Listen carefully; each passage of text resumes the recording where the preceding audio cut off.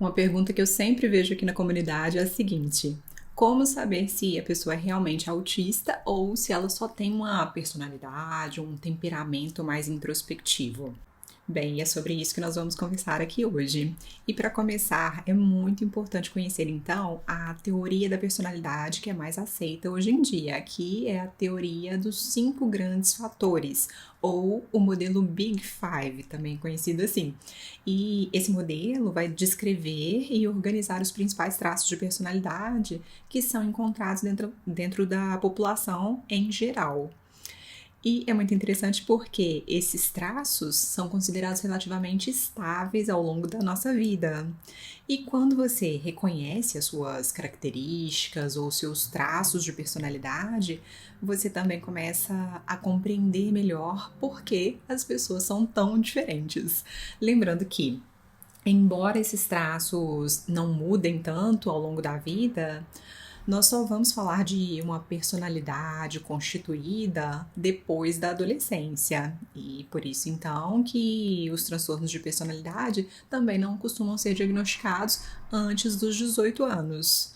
E, dito isso, vamos ver quais são esses 5 grandes fatores da personalidade.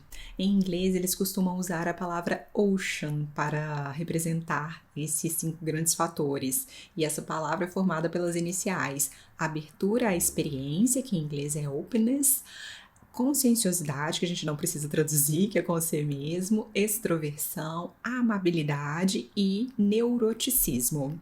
Agora, então, vamos falar sobre cada um desses itens ou fatores.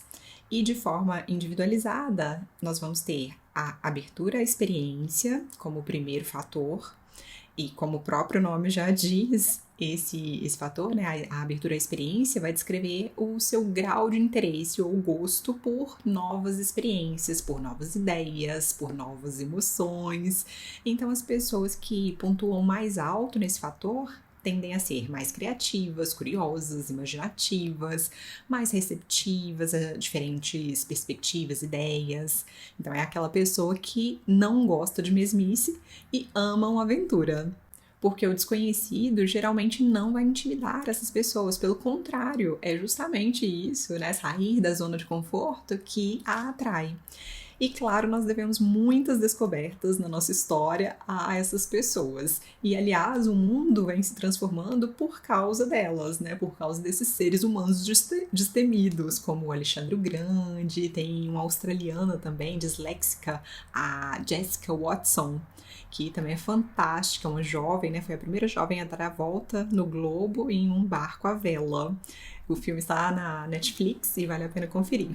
Mas então, se você tem alta abertura à experiência, você tende a buscar essas novidades, tende a explorar o desconhecido.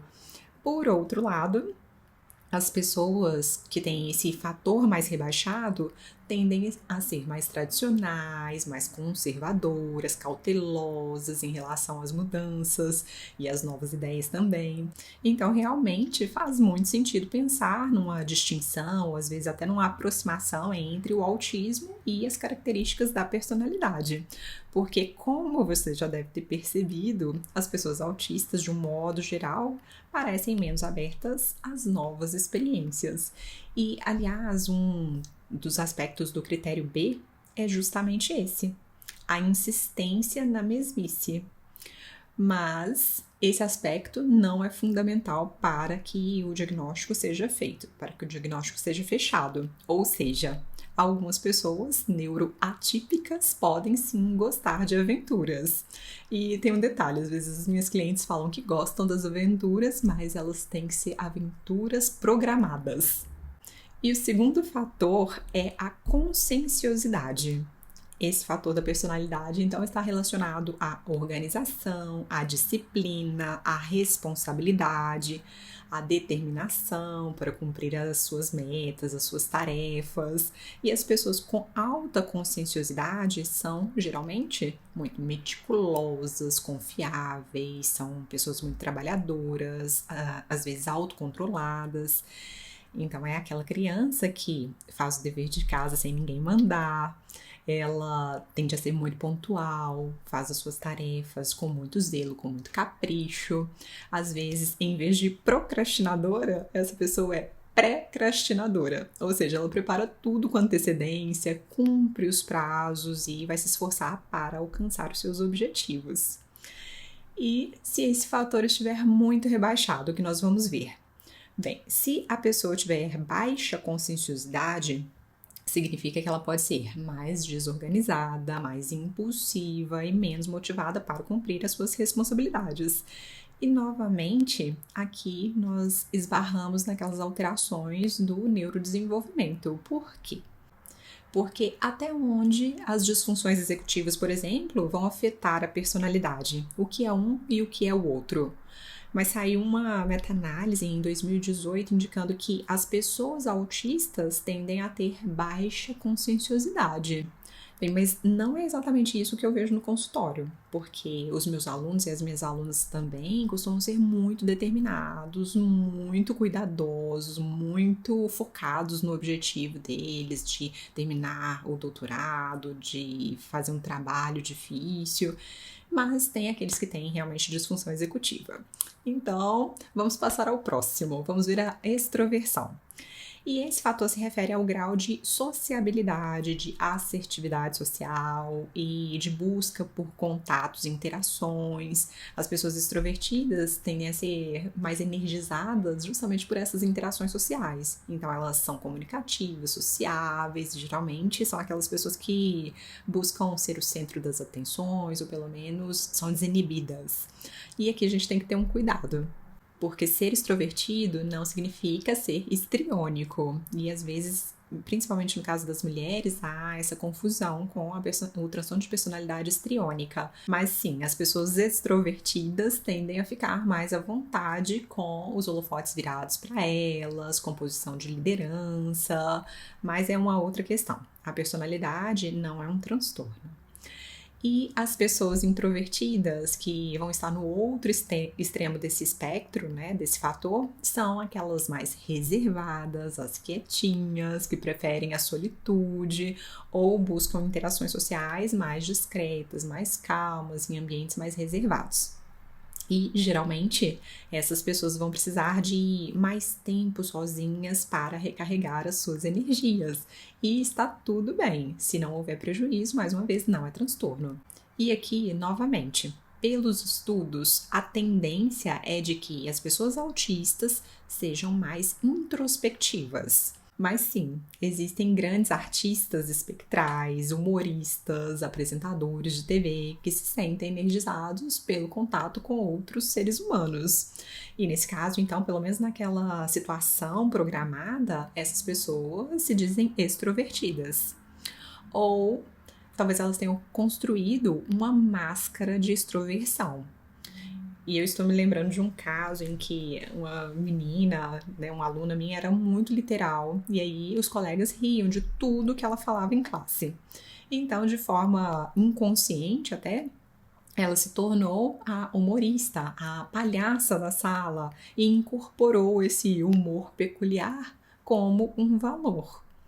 E a questão é que a gente precisa ouvir muito, precisa escutar bem cada história para saber se é um traço de personalidade, se é uma compensação para uma dificuldade que a pessoa tem. O quarto fator do Big Five é a amabilidade. E esse fator envolve uma disposição para cooperar, para fazer laços, para ser agradável com os outros, ter empatia, compaixão, vontade de ajudar. E as pessoas com alta amabilidade tendem a ser muito gentis, prestativas, confiáveis e elas podem ter facilidade para perceber quais são os sentimentos das outras pessoas e a necessidade de quem está perto dela. Então, essas pessoas também costumam ter atitudes e palavras que confortam, né? Costumam ser efetivas nisso. E como a própria palavra já diz, essas pessoas muito amáveis são aquelas que valorizam a harmonia social e que trabalham para o bem-estar geral da sua comunidade e às vezes do planeta mesmo. Mas e quando esse fator está rebaixado? O que nós vamos ver? Bem, as pessoas com baixa amabilidade podem ser, sim, mais egoístas, mais competitivas, menos preocupadas com o impacto das suas próprias ações na vida dos outros, na vida da família ou dos colegas. Ou seja, no extremo da falta da amabilidade, nós temos pessoas mais narcisistas. E aí, e quanto ao autismo? Pois é, sempre surge essa pergunta, e sim, as pessoas autistas podem ter a tendência a apresentar um comportamento mais autocentrado, que não significa ser narcisista, não significa ter o transtorno de personalidade narcisista. Pelo contrário, às vezes o autista ou a autista é extremamente preocupado com causas sociais, ou a pessoa quer o bem-estar de todos e trabalha para isso de forma muito efetiva.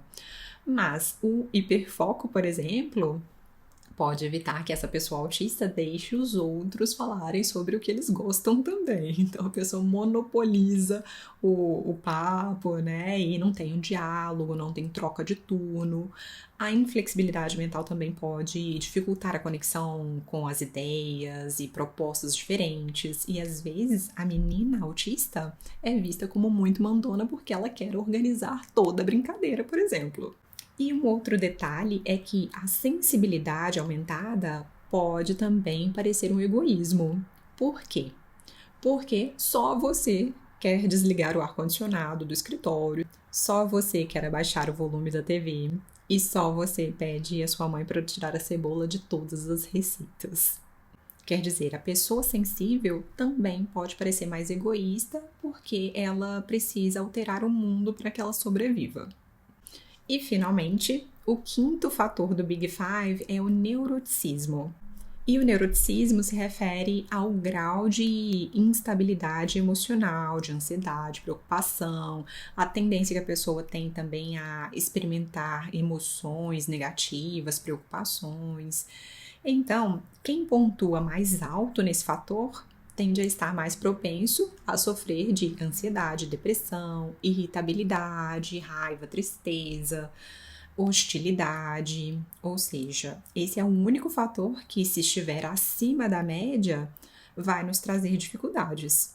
E o alto neuroticismo, no caso, significa ter uma personalidade menos resiliente, ou significa ter menos inteligência emocional, digamos assim, porque a pessoa mais pessimista, ela tende a ter dificuldade realmente para regular as suas emoções. E, obviamente, ela pode ter menos agilidade para sair das situações de estresse. Então, às vezes, fica ali naquele redemoinho cheio de problema e não consegue resolver. Já quem tem o neuroticismo mais baixo costuma ser mais leve, mais otimista, são aquelas pessoas que estão presentes em cada momento e, claro, por isso elas tendem a ser mais resilientes. E então, nesse caso, você acha que as pessoas autistas costumam ter esse fator mais alto ou mais rebaixado? Bem, de acordo com a meta-análise que eu citei aqui, né, de 2018, esse é o único fator, então, que tende a estar elevado nos autistas. Quer dizer, pelos estudos, a maior parte das pessoas diagnosticadas no espectro autista vão ser pouco abertas às novidades, elas podem ser pouco determinadas, pouco motivadas para o trabalho, para os estudos, mais introspectivas, pouco empáticas e muito instáveis emocionalmente. E o que você acha disso?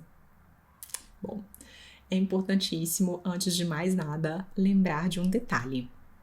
Mesmo que você tenha alguns fatores de personalidade rebaixados, isso não significa que você tenha um problema. E para que a pessoa seja diagnosticada com um transtorno, é preciso haver prejuízo. Na verdade, intensidade, frequência e prejuízo. Esse é o mantra da psicopatologia. E no caso do autismo, o profissional precisa verificar a presença de todos os itens do critério A, que fala da capacidade de comunicação e interação social, e esses 3 itens são a falta de reciprocidade socioemocional, a dificuldade na comunicação verbal não verbal e na integração entre os gestos, a expressão facial e a fala, e a dificuldade para compreender os relacionamentos. Basicamente é isso, bem basicamente. E também é necessário verificar a presença de pelo menos 2 dos 4 itens do critério B, que fala dos comportamentos e interesses, por exemplo, restritivos e repetitivos. E esses 4 itens são as estereotipias motoras e da fala também, por exemplo, a inflexibilidade mental, os interesses muito específicos ou hiperfocos e a hiper ou hiporreatividade aos estímulos sensoriais.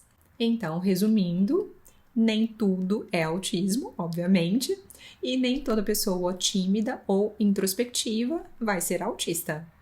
Mas ao que tudo indica, sim, já que essas alterações do neurodesenvolvimento acontecem de forma precoce na vida, elas podem ter um impacto na formação da personalidade das pessoas neurodivergentes. E mesmo assim, não dá para generalizar. Por quê? O que eu quero dizer com isso? Eu quero dizer que o espectro, vocês já sabem, é muito colorido, multifacetado e quase sempre surpreendente. Ou seja, a gente precisa ouvir cada história e se deixar surpreender pelas características e habilidades de cada pessoa. E se você quiser fazer um teste simples para ter uma ideia da sua pontuação do Big Five, eu vou deixar um link aqui na descrição do vídeo, porque assim você mata a sua curiosidade. E eu não sei se você já está sabendo, mas eu escrevi 2 capítulos para o livro Simplificando o Autismo. O livro está riquíssimo e eu escrevi um capítulo sobre o espectro feminino, claro, que é meu tema principal, meu hiperfoco. E o segundo capítulo foi sobre a evitação extrema demandas. Tem um vídeo aqui no canal sobre esse assunto, eu vou deixar nos cards. E no livro são mais de 50 autores que compartilham a sua experiência justamente para nos ajudar a compreender melhor as cores do espectro. E se você quer adquirir o seu exemplar, é só clicar também no link que eu vou deixar aqui abaixo nos comentários e na descrição. Agora eu quero saber o que você achou dessa nossa conversa de hoje. Você já tinha tido essa preocupação sobre uma possível confusão entre os traços autísticos e os traços naturais da personalidade? Conte aqui pra gente. E eu sei que esse assunto é muito mais longo e muito mais detalhado, muito mais complexo, porque além dos grandes fatores de personalidade, nós temos os subfatores. Mas hoje foi um dia de dar uma pincelada básica nesse assunto para que a gente inicie a conversa. E se vocês quiserem, depois a gente pode sim se aprofundar nessa discussão. Então, por enquanto, um grande abraço e até a próxima quinta-feira. Tchau, tchau!